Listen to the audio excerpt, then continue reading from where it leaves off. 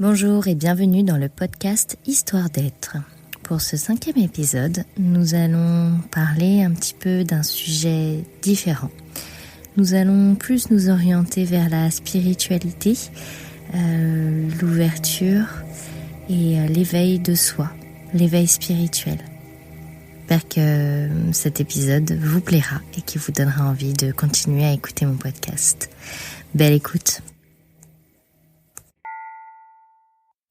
Pour ce nouvel épisode, nous allons partir sur un sujet un peu plus spirituel.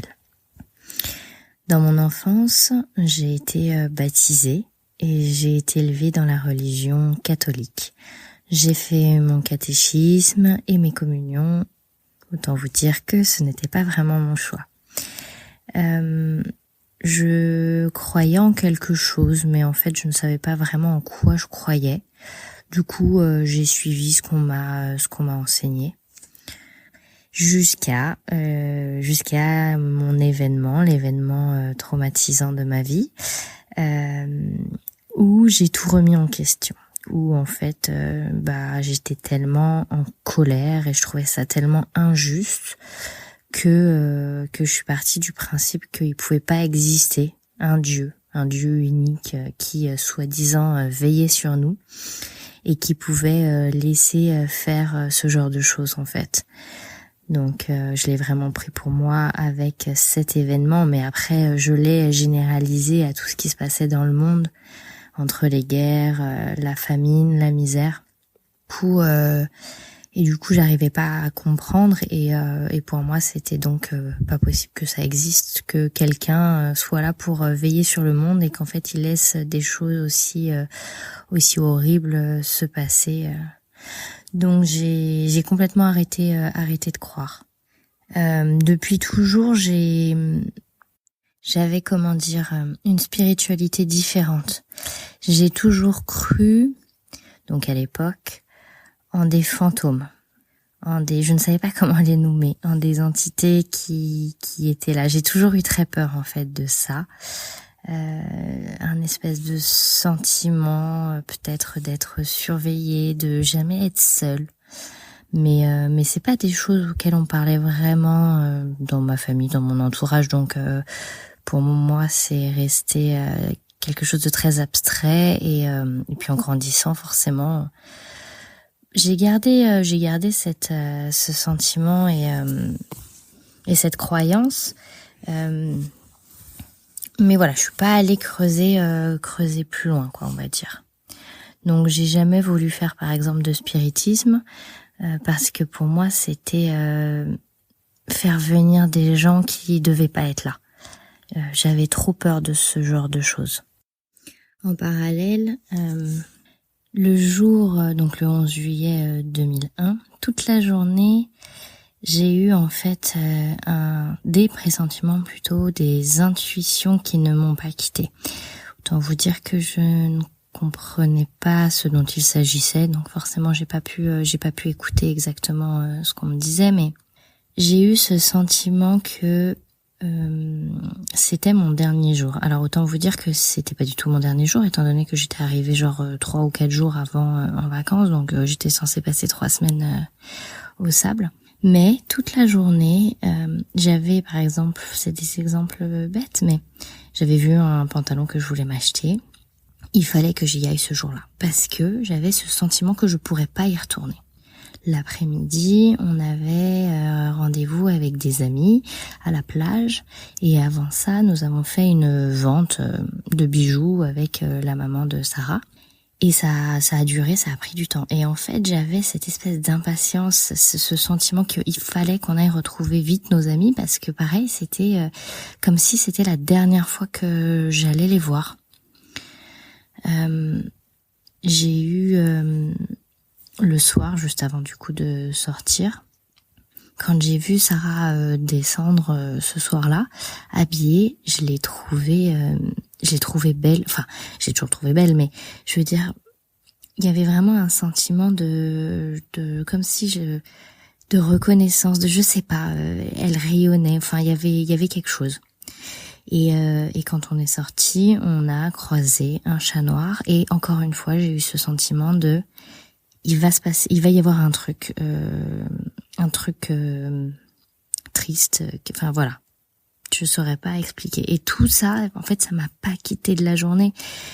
Mais durant toute cette journée, je comprenais pas ce sentiment. Et ce n'est que après que je me suis dit, ok. Donc en fait, il s'est vraiment passé quelque chose. Et c'est là qu'on se rend compte que finalement, il y a des choses qui sont plus grandes que nous, qui se passent, et en fait, qu'on n'écoute pas. Malgré tout, après ce qui s'est passé, j'ai quand même eu cette perte de foi.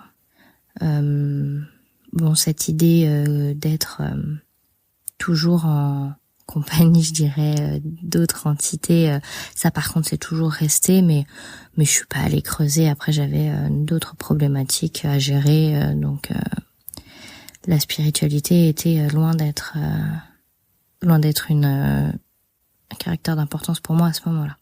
Et au fil de mes années de travail sur moi-même, parce qu'en fait la thérapie c'est aussi ça. À partir du moment où finalement on se renferme sur soi, la spiritualité elle est plus là, mais en fait elle est très très importante pour pouvoir s'ouvrir à beaucoup de choses. Et quand on n'a plus de spiritualité, quand on ne croit plus en rien, parce qu'après je dis pas qu'il faut croire en ce au quoi je crois, il faut croire en ce dont on a envie, à ce qui nous fait du bien. C'est ce qui nous ouvre, c'est ce qui nous permet de nous élever. Donc au fur et à mesure de mon travail sur moi-même et de mes thérapies, cette dimension-là a commencé à se réouvrir petit à petit. Et des choses se sont passées. Encore une fois, ce sont que des anecdotes, mais des pressentiments, des rêves prémonitoires. Voilà. Ah oui, il y a quand même quelque chose d'assez important qui s'est passé juste après le 11 juillet, peut-être 1 ou 2 semaines après. J'ai rêvé de Sarah en fait, mais à mon réveil, j'étais persuadée que ce n'était pas un rêve. Pour moi, elle est réellement, enfin c'est pas pour moi, c'est elle est venue me voir en fait. Elle est venue me parler à travers mon rêve. J'ai beaucoup ça en fait.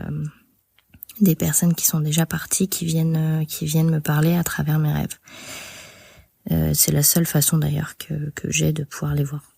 Et elle est venue en fait pour me rassurer, pour me dire que voilà, pour essayer de me déculpabiliser, me dire des mots que j'avais certainement besoin d'entendre. Le problème c'est que ça m'a bouleversée, ça a été très très compliqué le lendemain matin parce que c'était pas un rêve. Vraiment, ça m'a vraiment bouleversée. Et c'est pas la seule fois qu'elle est venue, elle est venue plusieurs fois me voir. Dont une fois où elle m'a clairement dit que ce que je faisais ne lui convenait pas en fait. Et encore une fois, ça m'a bouleversée, ça a été assez difficile et en même temps, ça m'a permis de comprendre que j'allais pas dans le bon sens. Donc voilà, j'ai également perdu un ami l'année dernière et il est également venu me voir 2 fois. Donc ce qui est assez incroyable, que j'ai encore du mal, moi-même j'ai du mal à expliquer et à comprendre, c'est qu'il est venu me voir avant de partir en fait. Comme si son âme était venue me prévenir de ce qui était en train de se passer et de ce qui allait se passer. Étant donné que c'était une personne, c'était un ami, mais malheureusement je n'avais plus beaucoup de nouvelles de lui. Et je me sentais pas légitime d'en donner et d'en prendre plus que ça parce que voilà, j'étais pas assez proche de lui. Alors c'est peut-être une bêtise de ma part, mais et du coup voilà, comme si son âme venait me dire ce qu'il en était parce que j'avais pas de nouvelles en direct. Donc voilà pour ce qui est de ce qui se passe, on va dire, dans mes rêves. J'ai également eu quelques fois dans des rêves des espèces de prémonitions. Mais je crois que c'est surtout une espèce de sentiment d'intuition. Et en fait, le problème, c'est que, parce que là, moi, je vous raconte mes histoires à moi, mais c'est tout petit comparé à d'autres personnes qui leur arrivent des choses beaucoup plus énormes. En fait, notre souci, c'est qu'on a tous une sorte de don, mais on se laisse pas la possibilité de les écouter, ces dons, de les faire grandir, de prendre la place dont ils ont besoin. parce qu'on reste trop dans notre mental, dans notre vie de tous les jours matérielle, et on voit pas ce qui se passe au-delà, ce qui se passe au-dessus. Et plus on arrive à s'ouvrir, à s'éveiller spirituellement, et plus ces dons vont reprendre la place qui leur est due. Donc comme je vous disais, au fur et à mesure de mon travail sur moi-même, tout ça s'est mis en place. Et puis petit à petit, j'ai recommencé à croire en des choses, en autre chose. Alors par contre, je suis pas du tout repartie dans la religion. Pour moi, c'est vraiment pas ce qui m'anime en fait, dans n'importe quelle religion d'ailleurs. Moi je suis plus sur le monde subtil, qu'est-ce qui se passe après, pourquoi est-ce qu'on est ici, en fait notre mission de vie, notre incarnation, notre âme, le fait que ça peut aller avec la religion, hein, le fait qu'en fait l'univers est un grand tout, et qu'on en fait partie, et que du coup on est tous reliés les uns aux autres et à l'univers. Et ça aussi, ça fait c'est une grande part de Feel and Heal, puisque en fait avec Feel and Heal, ça nous permet de nous reconnecter à l'univers, de nous reconnecter. Alors Cyril le créateur aime beaucoup parler du soi supérieur. Moi, personnellement, j'ai l'impression que je vais directement parler avec les guides de la personne. Alors les guides, encore une fois, est-ce que ça vous parle? Je ne sais pas. En fait, on part du principe que avant d'être sur Terre, donc on est tous des âmes, et on a tous notre famille d'âmes et des guides. Et avant de s'incarner, nous allons, avec notre famille d'âmes et nos guides, décider des épreuves que nous allons avoir à vivre sur Terre. Alors elles sont pas là par hasard, ces épreuves. Elles sont là justement pour que l'âme puisse évoluer, parce que à chaque vie qu'il va incarner, il va pouvoir évoluer jusqu'à arriver au moment où il aura terminé son parcours d'incarnation, il sera arrivé à son évolution maximale. Donc plus l'âme va évoluer vite, et plus il aura terminé son parcours d'incarnation rapidement aussi. Enfin ça, c'est encore une fois, c'est mes croyances à moi, hein. Je vous relate ce que j'ai lu et ce que moi je peux croire, on va dire. Il faut du coup que nous arrivions durant notre vie sur Terre à passer ces étapes, et c'est pour ça qu'on vit des épreuves, on vit des traumatismes, on vit des blessures, parce que tout ça c'est déjà ancré en fait, c'est déjà des choses que l'âme sait qu'il doit passer pour évoluer. Donc et du coup nous sommes guidés en tant qu'âme tout au long de notre vie, que ce soit sur Terre ou une fois que nous sommes désincarnés. Et ces guides, c'est eux en fait la petite voix, c'est eux les intuitions. Et c'est à eux également qu'on peut parler quand on a besoin d'aide, on va dire. Quand on nous le dit souvent par rapport à la loi de l'attraction, mais demander de l'aide à nos guides. Alors moi je le fais pas très souvent, je vous avoue, hein, je le fais de temps en temps, mais il paraît que voilà, c'est très puissant. C'est très puissant, et il faudrait encore une fois se connecter beaucoup plus souvent à eux, parce qu'ils sont là pour ça. Mais c'est quelque chose qui est encore compliqué, on va dire, à intégrer dans notre vie de tous les jours. Voilà en termes de spiritualité. Du coup, je vous en ai parlé un petit peu. Feel and Heal, ça rejoint tout ça. Et maintenant, je vais pouvoir vous donner un peu plus de détails. En fait, grâce à Feel and Heal, donc on peut aller vers des choses bien différentes en fonction de chaque séance, en fonction de chaque personne. Étant donné que du coup, dans une séance, on va aller essayer de se connecter avec donc le soi supérieur, le tout, les guides.